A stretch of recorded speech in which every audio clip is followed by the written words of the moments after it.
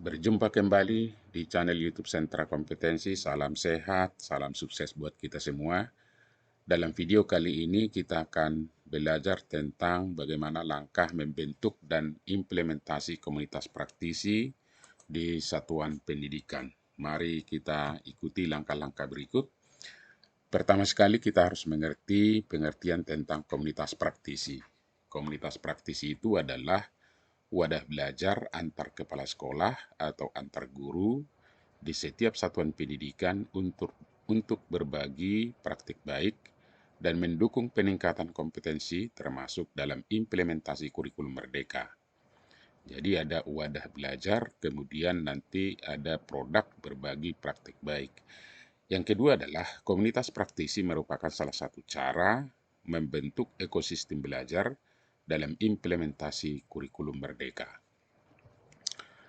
Siapa saja anggota komunitas praktisi, boleh pengawas sekolah, boleh ikut kepala sekolah, guru, serta unsur lain dari luar sekolah.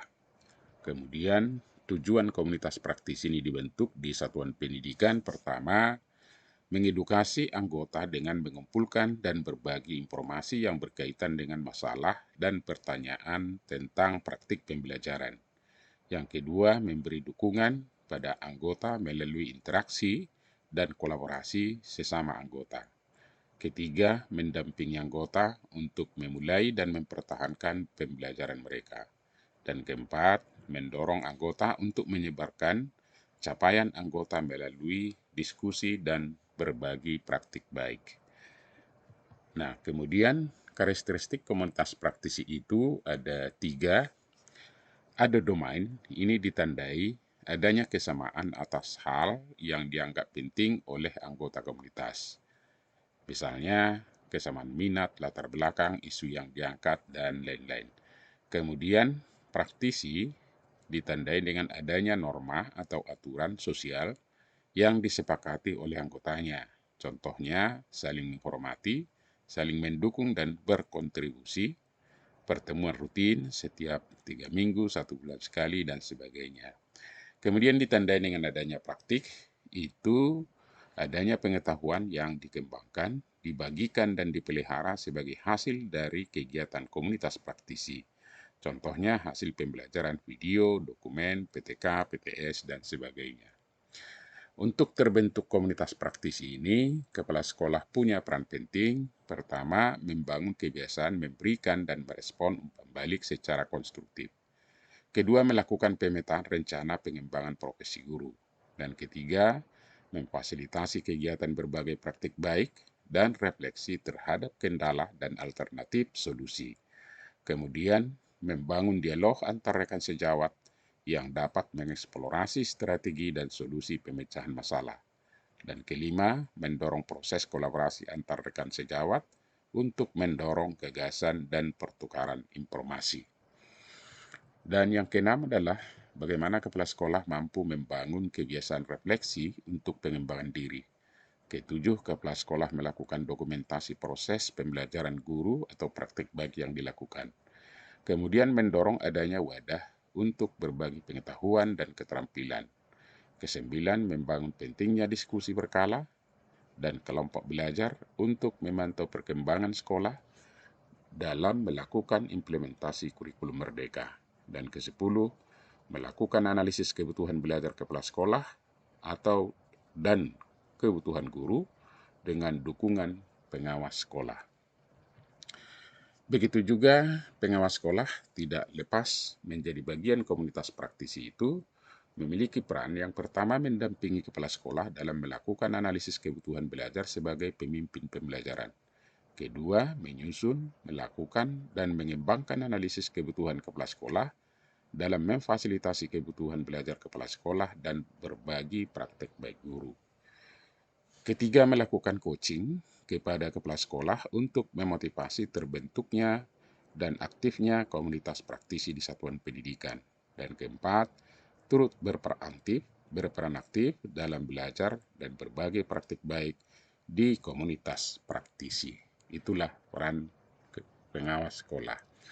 Kemudian, alur belajar di dalam komunitas praktisi, pertama sekali, terbentuk dulu komunitas belajar, yaitu komunitas praktisi. Kemudian nanti pertama sekali dilakukan refleksi dan perencanaan. Ini ditandai dengan adanya dialog mengenai fokus capaian belajar siswa yang akan dikembangkan secara bersama.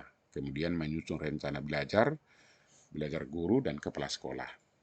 Setelah refleksi dan perencanaan, maka perencanaan itu dilakukan, yaitu implementasi dan observasi, di mana ditandai dengan melaksanakan apa yang menjadi rencana guru dan kepala sekolah, kemudian mengamati apa yang terjadi selama implementasi.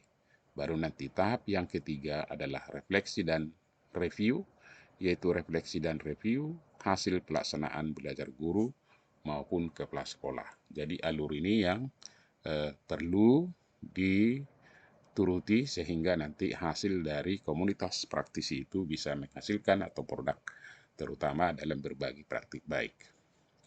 Siapa saja narasumber di dalam komunitas praktisi? Boleh fasilitator, boleh pengawas sekolah, kepala sekolah, guru, juga ini menjadi teman belajar sekaligus bisa menjadi sumber belajar atau narasumber, dan siapa saja di dalam komunitas praktisi bisa membagikan praktik baik dan ilmu yang dimiliki.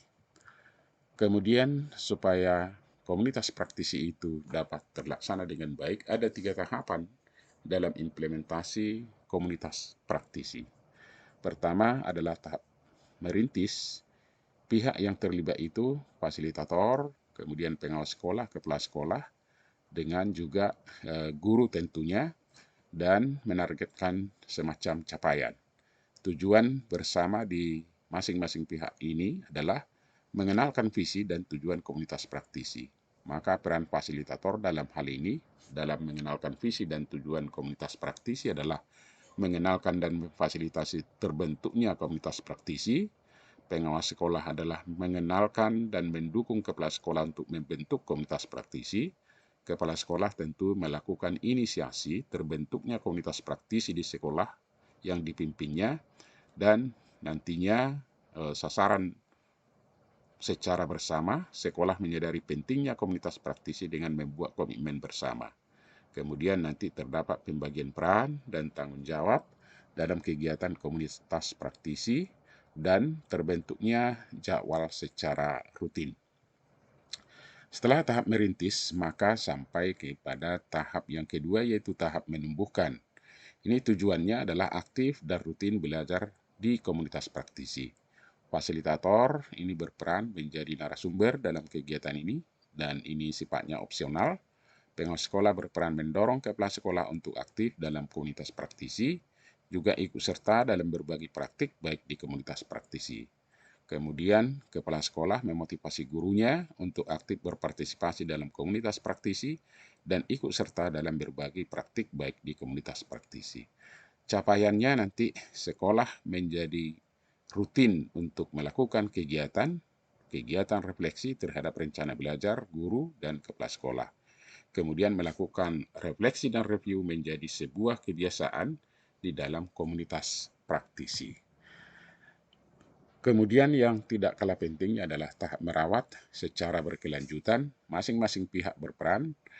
Ini nanti pelibatan dari di luar sekolah dan sekolah penggerak maupun sekolah yang belum sekolah penggerak ini untuk ikut serta. Nah, maka peran fasilitator menjadi narasumber opsional. Pengawas sekolah juga menyebarluaskan praktik baik melalui komunitas belajar di luar sekolah maupun organisasi profesi.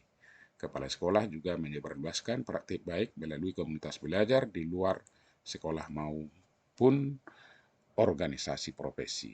Capaiannya nanti sistem belajar di komunitas praktisi sudah terbentuk dan sudah memberikan produk, dan juga kelompok belajar sudah mulai membuat portofolio bersama, misalnya artikel, kemudian PTK, PTS, dan sebagainya. Nah, cara memetakan kebutuhan belajar supaya fokus nanti tentu dimulai dari bisa dilakukan berbagai hal, misalnya survei sederhana, rembuk diskusi, bincang santai, observasi kelas, bahkan dialog reflektif. Survei sederhana itu dengan menyebarluaskan kuesioner berisi pertanyaan-pertanyaan terkait dengan praktik pembelajaran di kelas atau kebutuhan belajar guru dan staf. Kemudian diskusi bisa dilakukan pada forum-forum yang sudah ada seperti rapat mingguan atau pertemuan setiap hari Senin setelah upacara dan sebagainya. Bincang santai juga bisa dilakukan di berbagai kesempatan seperti ketika istirahat di ruang guru atau sepulang sekolah. Dialog reflektif ini juga, refleksi itu adalah tanggapan secara mendalam dan kritis seseorang atas pengalamannya sendiri. Maka proses refleksi pada intinya meliputi 3 tahap, yaitu tahap menghadirkan kembali pengalamannya, kemudian tahap mengelola perasaannya, dan tahap mengevaluasi kembali pengalamannya. Ini nanti ketika dialog dengan guru, maka kepala sekolah bisa membuat kesimpulan kira-kira bagaimana solusi-solusi atau perbaikan-perbaikan yang akan dilaksanakan ke depan. Kemudian observasi kelas seperti biasanya untuk mengetahui data-data, maka kepala sekolah maupun pengawas penting mendapat persetujuan dari guru, juga mempersiapkan jadwal observasi, mempersiapkan instrumen observasi, kemudian nanti diberikan umpan balik dari hasil observasi kepada guru yang diobservasi dan juga dilakukan refleksi bersama hasil observasi tersebut. Nah, berdasarkan hasil observasi, guru akan menghimpun persoalan dan tantangan yang dihadapi untuk mencapai fokus isu yang dicari nanti solusinya secara bersama. Data-data yang terkumpul nanti dilakukan analisis dengan cara memetakan tantangan dan persoalan yang dihadapi oleh guru dengan contoh konkret, data dan bukti yang menunjukkan bahwa persoalan tersebut adalah nyata. Kemudian memetakan sebab dan akar masalah yang terjadi, dilanjutkan dengan memetakan hal-hal yang sudah dicoba dilakukan selama ini untuk mengatasi persoalan atau tantangan tersebut. Kemudian menggali praktik baik dari guru lain yang sudah berhasil mengatasi tantangan persoalan tersebut. Dengan demikian nanti bisa disimpulkan solusi-solusi yang paling tepat untuk mengatasi persoalan guru dalam melaksanakan praktik baik maupun dalam implementasi kurikulum Merdeka. Namun demikian, komunitas praktisi punya tantangan yang harus dijaga. Misalnya tantangan mengelola energi, karena kita ketahui bisa saja terbentuk beberapa komunitas di sekolah tetapi tidak bertahan lama. Karena ini energi ini perlu dikelola dan disemangati terus-menerus. Kemudian bisa juga tantangan berkomunikasi, miskomunikasi, bisa juga terjadi di sesama anggota komunitas praktisi, membuat komunitas itu tidak lagi dapat berkembang atau melakukan kegiatan. Ini juga tantangan terberatnya adalah mengelola waktu. Anggota komunitas praktisi tentu berbeda-beda waktu kegiatan mereka, maka perlu disepakati bersama. Begitu juga pengelolaan emosi, karena berbagai hal bisa saja dapat tidak terkelola emosi itu dengan baik, sehingga membuat komunitas praktisi itu tidak lagi terlaksana dengan sesuai harapan. Maka tantangan-tantangan ini perlu diatasi. Kemudian strategi untuk menciptakan lingkungan yang positif. Nah, dengan adanya tadi tantangan itu, perlulah diciptakan lingkungan yang positif dengan cara pertama, pembelajaran yang relevan bagi anggota komunitas. Jadi akan dipilih topik pembelajaran yang relevan sesuai dengan kebutuhan profesional guru sehari-hari, sehingga mereka memiliki motivasi yang kuat untuk mengikuti kegiatan di komunitas praktisi. Anggota komunitas praktisi perlu juga mengidentifikasi tujuan dan alasan belajarnya dengan jelas sehingga dapat tergambarkan dampak hasil belajarnya bagi dirinya sendiri dan hal-hal yang dianggap penting. Jadi harus ada semacam hasil yang diperoleh dalam kegiatan komunitas praktisi tersebut.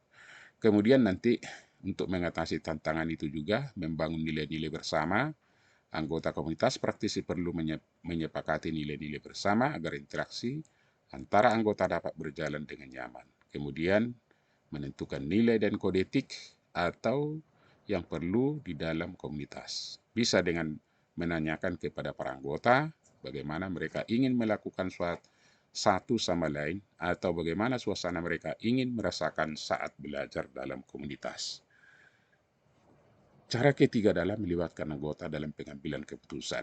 Anggota komunitas perlu dilibatkan dalam pengambilan keputusan-keputusan dalam komunitas praktisi.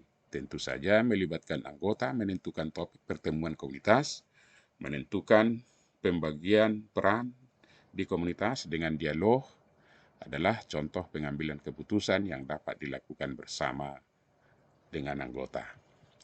Kemudian membangun relasi yang positif antara anggota. Hubungan anggota di dalam komunitas praktisi perlu dibangun secara positif. Tentu kepala sekolah dapat memfasilitasi aktivitas-aktivitas yang memberi kesempatan kepada anggota untuk saling mengenal lebih dekat satu sama lain. Relasi yang positif dapat diciptakan dengan membangun sikap saling mendukung dan mengapresiasi setiap capaian kecil yang terjadi di antara komunitas. Dirayakan sehingga semua anggota itu menjadi bersemangat kembali. Kemudian menjadikan refleksi dan umpan balik menjadi bagian dari proses rutin. Dua hal ini, refleksi umpan balik, sesuatu yang sangat penting sekali termasuk di dalam proses pembelajaran. Ini bisa dibentuk lingkungan belajar yang positif dapat dibangun dengan menjadikan refleksi sebagai bagian dari proses rutin di komunitas praktisi, sehingga anggota komunitas terbiasa melakukan refleksi secara mandiri. Begitu pula dengan memberikan dan menerima umpan balik. Terbuka terhadap umpan balik adalah karakteristik kepala sekolah dan guru yang dapat terus berkembang. Lingkungan belajar yang positif akan mendukung proses belajar guru. Oleh karena itu, untuk dapat berlangsung kegiatan komunitas praktisi, kepala sekolah maupun pengawas sekolah perlu membuat perencanaan seperti ini.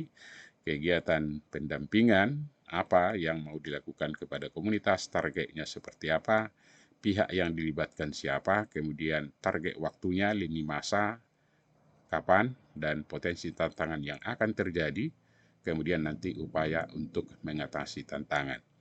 Bapak dan Ibu, sebenarnya komunitas praktisi sederhana saja, dibentuk kelompok-kelompok, apakah itu kelompok mata pelajaran, masing-masing mata pelajaran yang serumpun, sehingga mereka nanti dapat melakukan kegiatan, refleksi, umpan balik, kemudian peningkatan kompetensi, tentu saja yang disemangati oleh kepala sekolah.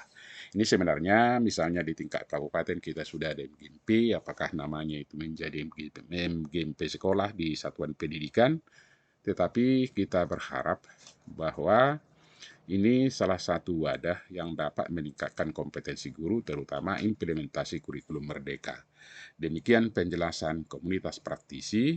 Terima kasih atas perhatian kita semua. Mudah-mudahan ada manfaatnya dan salam sukses.